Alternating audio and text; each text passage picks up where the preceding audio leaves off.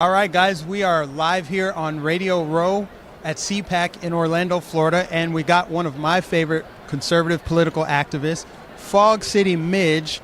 Now, I just happened to run into you out here, and just tell everybody, for those that don't know you, where they can find you and kind of what you're into. What do you do? Yeah, so I'm a social media influencer, although I come from a acting and filmmaking background and then started making content online, posting this content on social media, and it kind of blew up from there. So now I'm known by my social media handle, although my real name is Maggie VandenBerghe. I go by Fog City Midge, and people can find my content on YouTube, on Instagram, Twitter. I'm definitely shadow banned on Instagram, so you got to type in the full handle, which is crazy. But yeah, you can still find me. I'm on there. And for people who don't know, I kind of just got to say that when we met, it was actually at a Trump rally over 2 years ago. I think it was during the midterms down here in Florida. I think Trump was campaigning for DeSantis, and I met you, and you were running your own channel back then.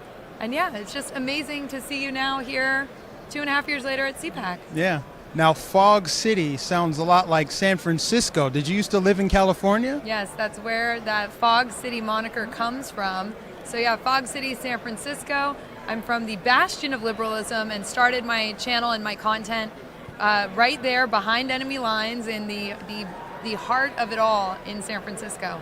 And I'm guessing you left because it was just a little too crazy and you found yourself in Florida now, right? So I just moved here. So I'm sorry to my San Francisco friends. I couldn't take it anymore. I still love you guys, but I had to flee communism and come to a free state.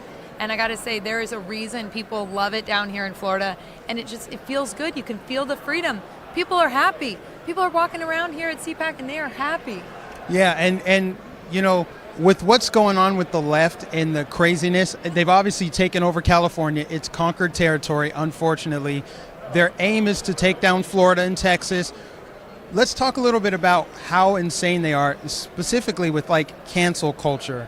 The goal is to cancel anybody who disagrees. I mean, they already control Congress. They have the White House. Why are they still angry? Why do they still go after people? If they have everything they want, they have gender pronouns on the White House website. Why do they still go after conservatives? Yeah, it's funny. I think a lot of people thought, okay, after you know, basically the shift, the transfer of power, now they've got full control over the House, Senate, the presidency.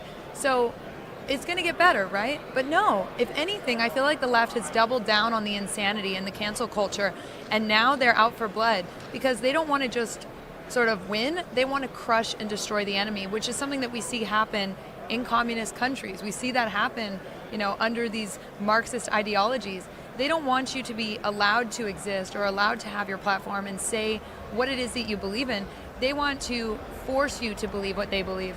And it's crazy the number of parallels. You know, 1984 is one of my favorite books, and how many parallels we've seen over the past year towards this Orwellian landscape. And they don't want you to just say that you believe it. They want to force you to believe it. So I don't know if you've read 1984 or seen the movie, but you know, the main character, there's this moment where they want him to say 2 + 2 = 5. And so he won't say it because it's not true, but finally he just says it. But they continue to beat him until he actually believes it and, you know, loves Big Brother. So I feel like that's where we're at right now. You aren't allowed to have your opinion. You're not allowed to just say, okay, you know, these people are allowed to live their lives, so just let me live my life. No, you have to adopt my ideology, and that's really what they're pushing towards, I think. Yeah, and then it's not just that, it's the open attacks on our culture that was fine 5 minutes ago. I mean, now all of a sudden the Muppets are racist and all of these things Mr. Potato Head? I mean, what's wrong with Mr. Potato Head? You cannot say Mr. Potato Head anymore. I mean, that's another thing. Let's talk about the Equality Act and how it's an open attack on women. Yeah. It's like they're trying to legally end any difference between male and female. What are your thoughts on that? I mean, it's a full-out attack on our culture, and you're exactly right. They're trying to cancel and rewrite everything. In San Francisco, I just wanted to point this out. They're trying to change the names of all the schools and get rid of any, you know, sort of historical figures, getting rid of Mr. Potato Head. And the Equality Act is just taking everything to the next logical step of that kind of ideology, where they want to actually erase the difference between men and women. And they want to pretend like there isn't a difference. And they're saying this under the guise of equality, right? All of these great euphemistic terms when you look at these things. Oh, who wouldn't vote for the Equality Act? I love equality. We should have more equality in our world, right? But as conservatives, we believe in equality of opportunity, and the left want equality of outcome. But what's sad is when you see this Equality Act, what it really means is that biological men who identify as women are going to be able to compete against women in sports, in athletics. And what's sad is they're going to ultimately be taking away opportunities from women who maybe are exceptional in their field, maybe that are great athletes, who now are going to lose scholarship opportunities to biological men who have an advantage.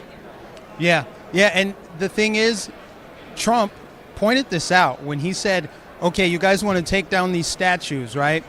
Well, it's not going to stop there. You guys are going to next take down Thomas Jefferson and George Washington. I mean, they own slaves. At him. They laughed. They said, we're never going to come for George Washington. He's outrageous. How could Trump say such a thing? He's just fear-mongering. The left wouldn't do that. But, of course, Trump was right? Like, Trump, how many times has Trump been right? I mean, but it's outrageous, right? Yeah, they literally took down a statue of Frederick Douglass. I mean, you can't make this stuff up. This is where the left is right now, and I think people are trying to get away from it because it's so insane and it's taken over Congress. But on the other side, you've got Republicans that just want to be adjacent to the left, right? I mean, if you look at people like Liz Cheney, who doesn't even think that Trump should be able to speak at CPAC, she labeled this movement, this America First movement, white supremacy, and she said that the Republican Party should not be aligned with white supremacy. That's just a blanket statement to say, we're going to go back to the old days of warmongering, neocon, rhino Republican establishment. And they're just kind of adjacent to the left. They want to grandstand and thinking that, they won't be canceled, like they won't be casualties. What do you think about that? Well, it's naive, number one, but it's also very weak, right? And we see that in a lot of these sort of the traditional conservative Republican messaging. We see it as their response. It's always very negative. It's always just defensive. It's in response to, you even look at CPAC, America Uncanceled. Last year it was called No to Socialism, right? And so we're always sort of on the defensive. Whereas the thing that was so cool about the MAGA movement is we were actually fighting for something. We weren't just saying like, no, we reject socialism. No, we reject, the basically what you guys are trying to push. But MAGA, the America First movement, was really about us saying, hey, let's get things back to where we want them to be. Let's bring manufacturing back to America. Let's, enrich Americans through job opportunities and, lower taxes and stronger families and better communities that are safer, stronger, happier. So, I mean, we're fighting for something. And that's why I think here at CPAC you see a lot of that positivity and that energy, but we're not seeing it reflected in a lot of the Republican leadership. And my message to someone like Liz Cheney is like, hey, either get out of the party or get on board because, we're MAGA, we're America First, and we're here to stay. Absolutely. And lastly, what are you expecting to hear from President Trump tomorrow? Or Sunday, 2 days from now. Yes. What are you expecting to hear from him? Golly, I don't know. I had a lot of theories about, originally when he came out, I think it was a month ago, and he was talking about, I'm going to launch the Patriot Party, and then he kind of said no. I don't really know what to expect, but I guarantee President Trump is going to be pumped to be back up there on that stage and addressing the people who love him the most. Awesome. Well, thank you so much for coming on. We appreciate having you as a guest on Right Side Broadcasting. And guys, go out there and follow Fog City Midge on Twitter, as well as she's on Instagram, but shadow ban. Just look me up. If you go to my website, fogcitymidge.com, you can find everything out about me. Awesome. Thank you so much. Awesome. Thank you.